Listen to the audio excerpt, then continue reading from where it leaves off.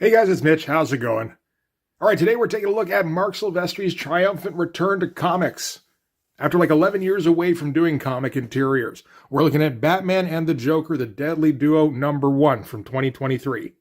I think we all know the deal with this. DC managed to lure Marc Silvestri to do a project for them, very likely with a big old check, as well as the promise to basically let Marc Silvestri do whatever he wants with Batman and the Joker. Which sounds a little bit familiar to a book we looked at a little while ago, called Ronin. It's not quite that. Marc Silvestri didn't take this as an opportunity to come up with the weirdest story he could imagine. I'm pretty sure the main reason Marc Silvestri wanted creator control on this project was because he wanted to be able to put in as much gore as he wanted. Which seems to be a big motivator for Silvestri. I mean, that was one of the reasons he got disillusioned working for Marvel. He couldn't throw in blood on Wolverine. I imagine when he originally conceived Cyberforce, he probably wanted to make that pretty bloody too. And just, in 1992, that wasn't really his market. His market was 11-year-olds who wanted superheroes. So I was like, all right, fine, we'll draw you some cyber superheroes and I'll make all sorts of money and I guess I'll have to comfort myself with that. And in addition to that, it seems Marc Silvestri used this as an excuse to make this sort of a seminal work for him, at least in terms of the art. This comic is at least 4 years in the making, with some reports speculating it may have taken as long as 8.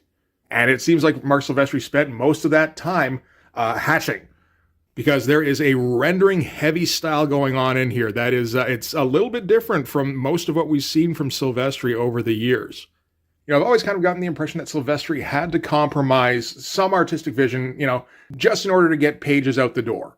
And while he's been in the position to do whatever he wants for like the last 30 years, really, I don't think he's had the motivation to do it. Now it seems like, no, I think I want to leave a bit of a legacy piece. I don't know if Silvestri's ever said that. That's just how this kind of comes across to me. So that being said, we can get started on this. So very nice cover to start things off with. Very nice composition. You can see a little bit of that heavy rendering style that Marc Silvestri is going to be using over the course of the comic. Mostly in the shading on the Joker in the background here. Got the giant figure of Batman here in the front. That's good stuff. Got Harley juggling hand grenades. Also good stuff. And mystery figure over here on the side with the city in flames in the background. That's all good. A lot of elements, really. I mean, in addition, we also get the bat signal. We get the bats flying off to the side here. But he's still managing to keep it relatively uncluttered. Also, I don't really mind the color on this, which was a question I was going to have. I mean, particularly when I realized that Marc Silvestri was going to be going with a rendering-heavy style. But the colorist seems to be... I think this is Marc Silvestri's regular colorist, who he uses on, like, Cyberforce projects and stuff. So I imagine he's probably worked with Silvestri for a while and has a feeling for what he expects. So he's mostly just kind of following what Silvestri gives him. It's kind of easy to not go heavy on the highlighting when Marc Silvestri has figured out every shadow beforehand. And I mean, it's Silvestri, you can take his word for it that, yes, that's the shadow that should be there. That being said, with this kind of project, particularly with the style that Silvestri is using, I think I'd probably rather see the black and white pages than what it looks like in color, mostly because there's a risk the color could wash out some of the detail of the line work, particularly when you get down to pretty fine lines. And from what I've seen, some of the line work in this gets extremely fine. So we're going to get rid of this. And we're going to take a look at this. This is, I think, the local comic shop day version. I hope this cover actually shows up, considering it seems to have all been done in reflective ink. So, I mean, from certain angles, you can see it pretty clearly. But not always. But yeah, so this version just basically strips out the color, which is cool because it's been kind of rare that I've seen Marc Silvestri without a colorist slathering up his work. All right, so... story and art on this are going to be by Marc Silvestri. So he does the pencils, he does the inks, he does the script, which is one of those things that was at least mildly surprising to me when I heard about this, because I don't think I've ever read anything written by Marc Silvestri before. I assume he wrote at least a couple of issues of The Darkness or Witchblade or something along the lines. But I never checked them out, and the impression I always got was, I mean, when Marc Silvestri created Cyberforce, he was going to be just the artist, and he got his brother to do the writing, which made me assume that he was, at least thought he was worse than his brother. And it turned out his brother was pretty bad at writing. So, when I heard that he was writing this, it's like, oh, geez, I hope he's picked something up. It kind of seems as though he has, because this is not poorly written at all. Like, in terms of structure, the dialogue seems fine for the most part. Some of the voices seem a little bit off to me, but I didn't notice any problems.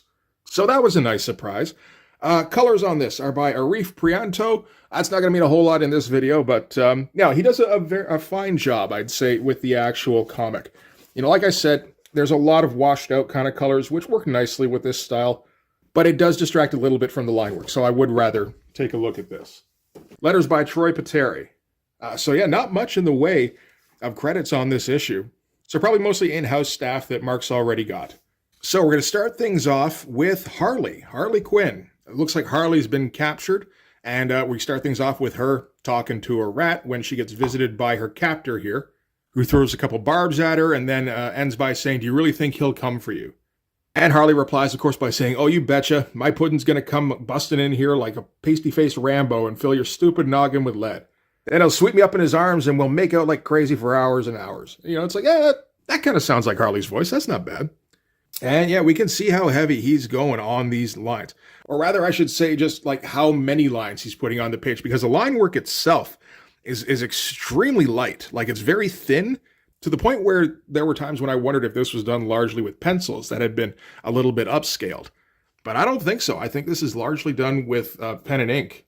And if so, yeah, Marc is using some extremely thin lines to delineate everything, to the point where it almost looks like kind of Wrightson-y sometimes. It would be a little bit of a sloppier version of Wrightson, or, well, a sloppier version of early Wrightson anyway.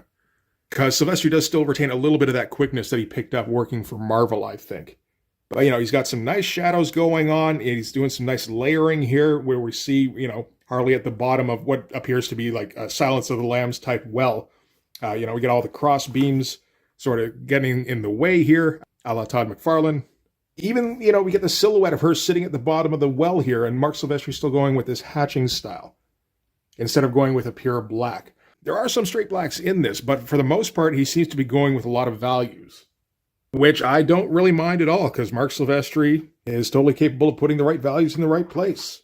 All right, from there, we're going to cut to downtown Gotham, where Batman and Harvey Bullock are investigating a crime scene. So they're in this apartment here. There was a second when I was looking at this going like, what the fuck kind of apartment is this supposed to be? And it's like, it's supposed to be a Gotham apartment, man. It's like, oh shit, that's actually pretty good. Get it looking like a Bernie Wrightson Mons on stilts. Marc Silvestri getting a little bit creative with the architecture. I dig it. Also getting pretty detail heavy here on the background. And he's going to keep up with that. So the case that Batman's going to be investigating here is a former police officer. And it appears what happened is that somebody busted in and basically tore him to pieces. Then they ran out and, you know, went to the elevator. Elevator wasn't at the top floor, so whoever it was said, fuck it, and jumped down the shaft. Witnesses say that the assailant appeared to have white skin and green hair. I think we know somebody who sounds like that. Also appeared to be carrying a bowling ball with him. Bullock says they haven't found any bowling trophies yet. They also haven't found the head. So the bowling ball, maybe not so much about bowling. Says no cut marks on the body. Wounds indicate he was pulled apart. And Batman notes that, well, as he lifts up the severed hand, still clutching a gun, that the victim got off 5 shots. Bullock says he was ex-SWAT expert shooter. Hard to believe he could miss at this range. Batman says he didn't. But yeah, I mean, you just look at this opening spread here. The amount of detail Marc Silvestri is throwing on everything. Like, for one thing, the amount of time he spent creating this thing, it totally makes sense now, right? You know, you throw on top of that I think for that entire period, Marc Silvestri was also acting as chief executive officer for Image, which does have, like, actual duties that he needs to oversee. And he was doing this in, like, his free time. You know, the time frame totally makes sense and totally justifiable, as opposed to some 10-year projects that are coming out right about now. But, you know, you get the perspective shot as we look down the elevator shaft here. Very nice stuff. Again, a lot of those thin lines. And again, kind of avoiding using flat blacks. Same up here, where we're looking down the hallway for the apartment. Like, this is kind of a style Marc Silvestri's been using for a while, or at least a variation on this style, where it does have that kind of scratchy, kind of hatchy look. But I don't know that he's ever taken the time before to, like, just do a fully fleshed out version of that style. We finally get a look at the interior of the apartment, and he's throwing in, like, fucking everything here. We got the torn up couch, got, like, all sorts of accessories that have been smashed on the ground here, got a bit of a body, got some blood splashes here. So we're getting some of that blood in early. You know, we got the gore, some of the gore that Silvestri wanted to put in there.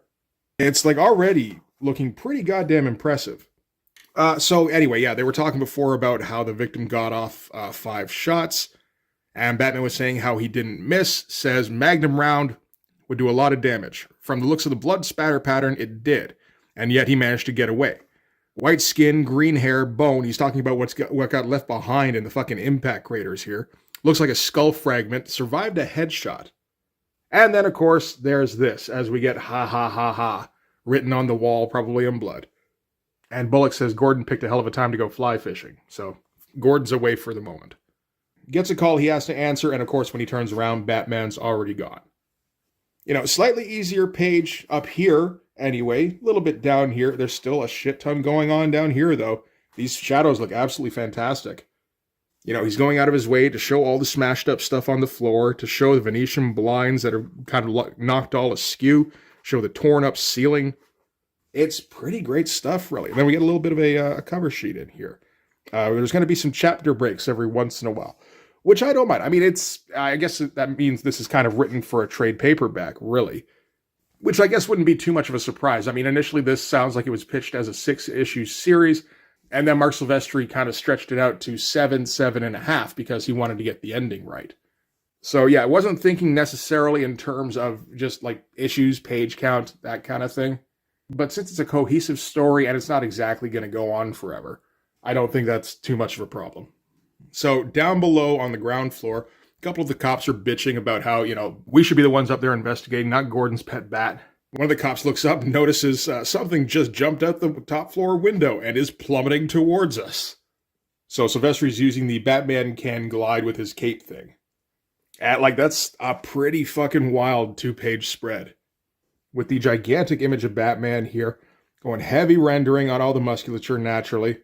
Throwing in a bunch of cops running in the background here. They all look pretty great. Good figure movement, as always with Silvestri. It's interesting because with this kind of heavy rendering, I think maybe a concern I might have is that the figures would start to feel kind of labored, but it never really gets there. You look at some of the postures here, they still look fluid. They still retain like some of that Wolverine sort of gestural style, where nothing feels too forced or stiff. It's just he's thrown on a few extra lines on top than he normally would. Again, great background detail. I like Silvestri's version of downtown Gotham. And then he goes gliding down an alley here. And we get every fucking detail in this alley. Get all the bricks, get the stoops, get this dumpster here with Clark Kent is Superman written on in spray paint, as well as another dumpster that says Frank was here. It's yeah, no, he certainly was. He made his mark. But yeah, no, that's some wild stuff, eh? And really kind of accentuating the blacks in the cape here, which is interesting considering, how he goes with a lot of lighter line work for the backgrounds. So it really does stand the figure out. That's great shit. All right, so Chapter 1, Enemy of My Enemy. Sure. That's as good as anything, really. So we get a long shot of Gotham City, kind of a very Tim Burton-y looking Gotham City, really. Flashing the bat signal, which Catwoman takes as a signal that her night it's not going to go the way she wants it to, I guess. This feels like just a signal that Catwoman is going to be in this miniseries. Oh, it also should be noted, of course, that this series is also outside of regular DC continuity. Again, just giving Mark up pretty much a clean slate to do whatever he wants. I think probably he took a look at what regular Batman continuity was doing to see if there were any details he wanted to include. But I think we all know the Batman basics, and that seems to be what Silvestri's mostly going to stick to. All right, we get our big shot of the Batmobile. This is the Silvestri Batmobile. Looks a little bit similar to what I remember the Frank Quitely All-Star Batman Batmobile looking like, I think. I'm not sure where that is, so I'm just kind of taking my own word for it there. But, it's a very Silvestri-looking vehicle. And hey, it's even got the bat symbol on the grill here. That's good stuff. And Batman's trying to puzzle out what the Joker's involvement is in this. Because right now, of course, all signs point to the Joker. Of course, there's a couple of things in here that don't really add up. So that's, it's the beginning of a 7-part series. It would be a little bit disappointing if everything kind of proceeded as we expected it to. So Batman's musing to himself about the inhumanity of the Joker. But he kind of ends his musing by saying, this is all well and good to think along these lines. The Joker couldn't take a magnum slug to the head, and as he's driving along, somebody goes crashing out of a window, lands right in front of the Batmobile with the severed head from the cop's apartment as well. Yeah, that doesn't look too much like the Joker at all. He does, of course, have the white face and the green hair. I guess this is one of the downsides of not having the color version here. You kind of have to take my word for it.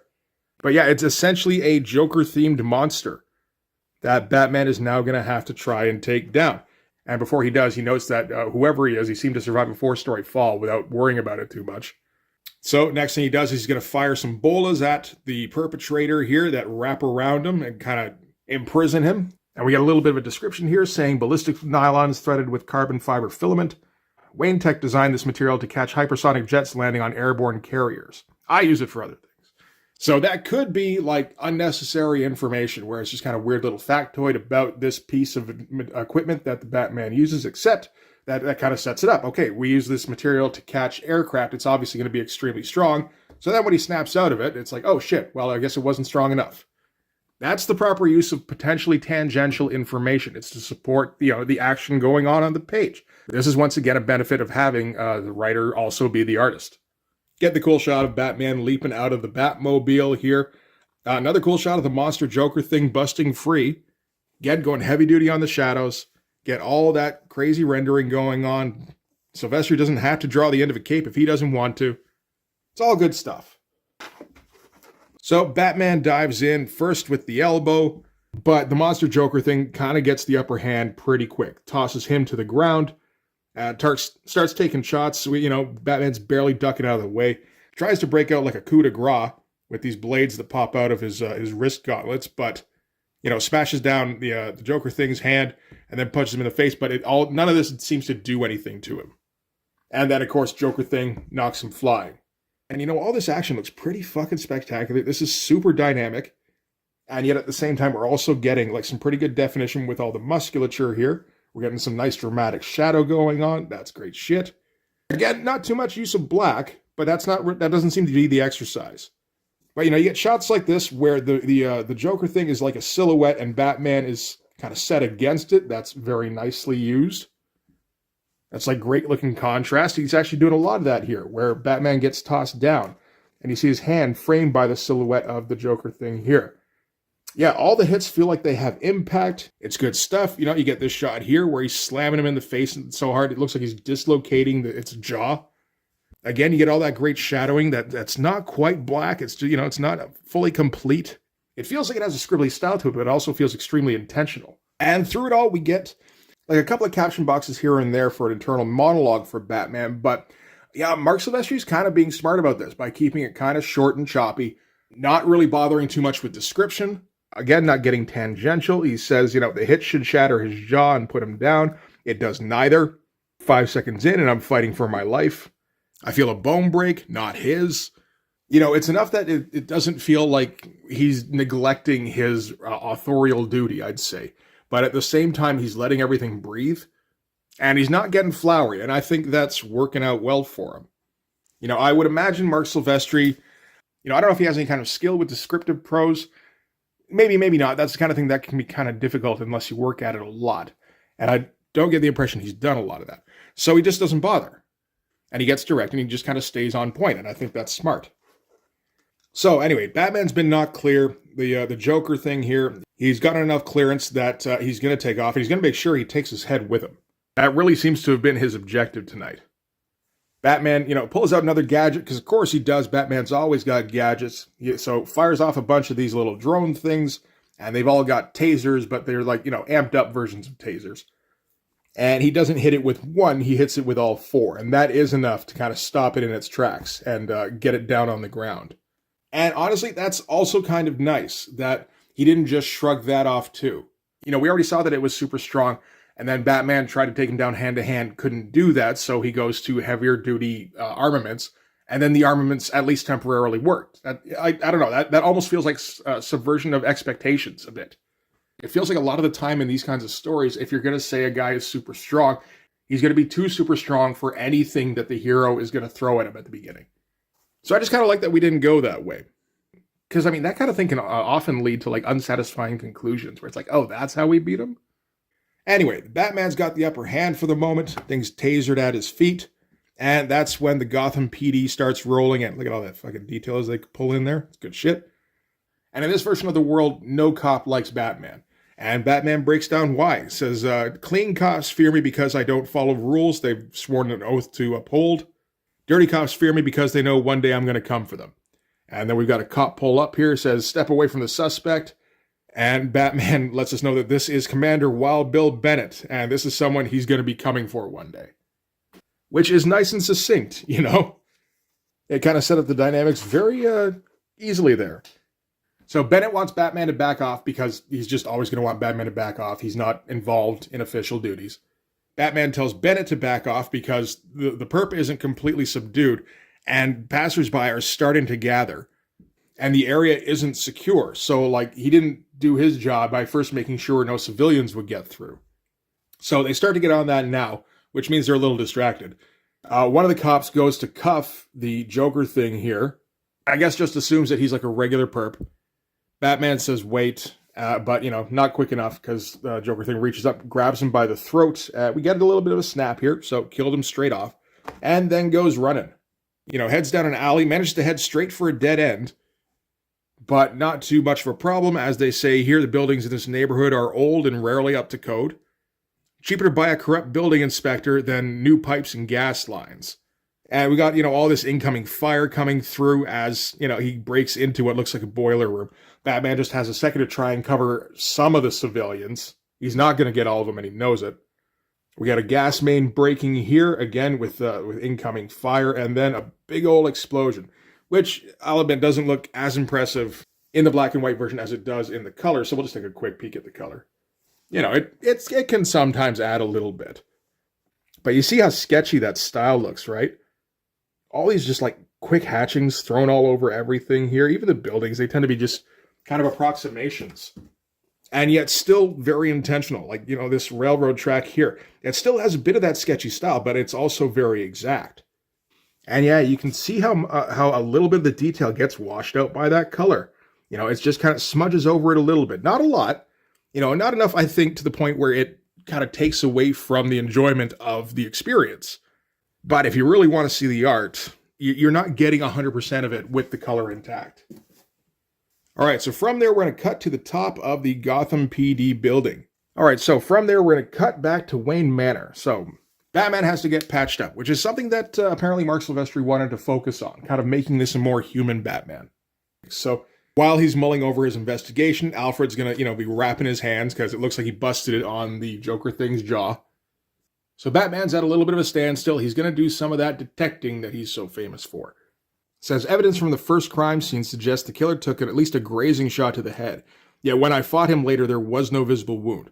Alfred replies by saying, so maybe an accelerated healing ability? And Bruce says, well, maybe, but there was no blood on his face or his clothes. And I doubt this particular killer would take the time to freshen up between murders. And he also notes that the killer's body was never found and that he wants to get back to the explosion site to investigate. Alfred takes this moment to go, yeah, you do have some Bruce Wayne manners you kind of need to attend to, but Bruce isn't having that. He's like, no, this is more important. He brushes him off. So he's talking to his computer here where he's examining the evidence. First, he's going to take a look at the two sites. So the first one where the cop was killed, the second one, I guess, where the explosion went off. And he's also found some genetic material that the computer has just finished breaking down. And it appears as though, and it is linked to the Joker, but it ain't him. As Batman says here, how is the DNA of both a dead transient and the Joker inside the body of an unstoppable man? And at that point, the bat signal appears to go off on this recreation of the city. So now we know where we're going next. There's some decent A leads to B leads to C kind of storytelling going on here. And of course, we get the big impressive splash of the interior of the Batcave here with his monitoring station here. That all looks very nice. And just like all the fucking vehicles in the world, we do get the Big Penny. We also get the dinosaur, the robot dinosaur thing. But we have at least 4 bat planes here. We do have a bat boat or bat submarine. And I think I counted like 8 or 9 Batmobiles. Now, that said, I was kind of hoping for an Easter egg in with all these Batmobiles, like at least the 1989 Corvette. Or like one of the versions from the 40s comics, something like that. It doesn't appear to be here. These all appear to be just Silvestri Batmobiles, which is pretty cool. All right, so from there, Batman has to follow the bat signal to the roof of the Gotham PD. Gets to the roof here, where there's a little present that's been all laid out for him. I'm sure that's good-natured. Let's see what the narration's doing. Access to the bat signal is limited to a trusted few. Jim Gordon is away on a fishing trip, and the others have all been accounted for. The drone scans the box using X-ray, near-infrared spectroscopy, and ultrasound. It finds no explosive or chemical threat inside, only organic material. It says, I send the drones into a perimeter formation and arm them. Then opens it up, says, no obvious deterioration of tissue. So it turns out that this is a box with just like a piece of meat in it that is labeled formerly property of Jim Gordon. And as Batman here says, no reason to doubt the authenticity of the note. All the little droplets and everything going on, though, eh? Like all the little droplets and everything. That's some incredible looking shit. And that's when the Joker makes his appearance. He says, hungry? I brought a nice Chianti. And we get our big close-up here. This version of Joker, maybe it's the hair. He doesn't quite seem right to me. That said, I do like it a bit better than any attempt Jim Lee's made at drawing the Joker. So that's fine. So Batman immediately throws out a batarang and ensnares his feet. And yanks him, just sends him flying. Great looking arm. There's a lot of great looking everything in this thing. But, it's a very nice looking arm.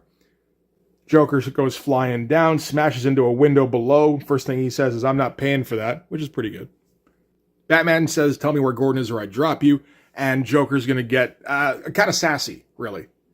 Says, come on, Baz, we've been doing this for, forever? You're not going to drop me, so lay off the improv and let's stick to the script. I'm not huge on Joker's dialogue. Just the voice doesn't quite sound right to me. I will say at least that he does seem to have the right attitude. Where he's just not taking this seriously. That kind of should be how the Joker is. Pretty good shot here, too. Like, looking up the Joker's note. It might be photo referenced. But it doesn't seem out of place with anything else that's going on here. So, Joker explains what the situation is. He doesn't really explain all of it so that we can see. He says, the situation is that somebody's taking what belongs to me and I want it back. Nobody takes what's mine. So you're going to help me find this jerkweed and then we're going to kick his ass. And what he's talking about that's been taken is Harley. Which isn't referred to directly, which I think is a little bit of an oversight. He also doesn't really mention how this is linked to Gordon, although he might not know. But yeah, it appears that Gordon is being held somewhere and is having bits cut out of him. So ends with Joker spitting in his hand, saying, come on, shake on it. Get him all drooling and shit here. Batman holds up his hand and then spits in Joker's face. Which is like, okay, that seems a little crass. Joker calls him out for trying to have a sense of humor in this relationship. He's the one that's supposed to make the funny. Says now shake, so naturally Batman grabs his hand and crushes it. And Joker says, you know what, I think I take it back. Who would have thought the Prince of Pout had a sense of humor? So that also seems to be something Silvestri wants to focus on a little bit. It's just making Bruce a little bit more human. And then we end with a shot of a whole bunch of those Joker things. Just like Joker monsters that are waiting off on the rooftops. Looks pretty great. This is almost like EC looking shit. Heavily shadowed, got all sorts of weird vein work going on some of them. More of that heavy rendering that looks kind of Wrightson-y.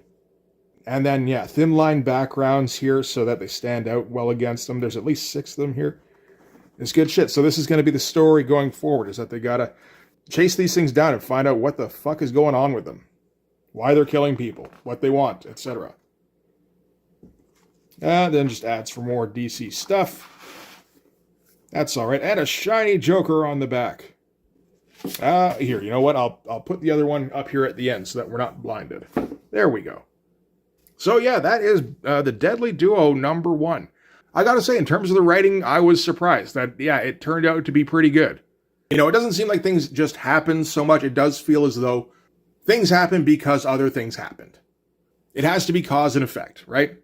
And it seems like Marc Silvestri's taken that to heart, which is good. Most of the dialogue doesn't seem forced, seems pretty naturalistic. In the case of Joker, maybe a bit too naturalistic in that he sounds a little bit like me. I don't know that the Joker should be throwing into the middle of a sentence, But apart from that, no issues with the writing at all, which I was kind of shocked by. And the art, I feel like it's probably been touted as Marc Silvestri's masterpiece. I don't know. I don't check up on that shit. That said, if that is how it has been put out, I think I can kind of confirm that's what it is. Assuming that the quality of this maintains over the course of the 7 issues, and I don't think there's any reason to suspect that it would fall off considering how long it took Marc to complete this. Yeah, I think this is masterpiece territory. This is absolutely the best looking thing that Marc Silvestri's ever drawn. That I've seen. You know, there is that caveat. I haven't seen everything Marc Silvestri's ever drawn. I have seen a fair bit, and most of what he's drawn in like the last 20 years has mostly been for hire. You know, where he does 3 issues of the Hulk, or he goes back and draws Wolverine for 4 issues. You know, like he's just kind of like having some fun with it, but he's still on something approximating a schedule, and he can't just do whatever he wants. But you know, on this, he's kind of playing to his own strengths. And if there are places where he's not playing to his strengths, I mean, for one thing, I couldn't see them, but for another thing, he is rising to the occasion. You can't tell the difference. So yeah, I do have more of these. If you want to see me go over another issue of this, let me know in the comments, because we could do that. It won't be in black and white. All the other editions I have are in color, although maybe that's for the best. This was good for a one-off kind of like oddity, but you know, maybe video after video of the black and white stuff wouldn't be in anybody's best interest. But yeah, no, very, very good. I was expecting it to disappoint in some way, and I was incorrect to do so. So that's nice to be able to say. So anyway, that is going to do it for this one. So thanks very much for watching, guys. If you like this video, please hit the like button. You know, it helps with the algorithm stuff. If you want to see more, hit subscribe. If you really want to help out, in the description, there's my link tree, and you can go follow that to my Patreon. If you subscribe there, that gives you access to everything I do. So all sorts of videos, all sorts of Blood Force comics. You can also follow me on Instagram and DM me there for commissions. But yeah, that'll do it. Thanks again for watching, guys. I will see you in the next one. Bye-bye.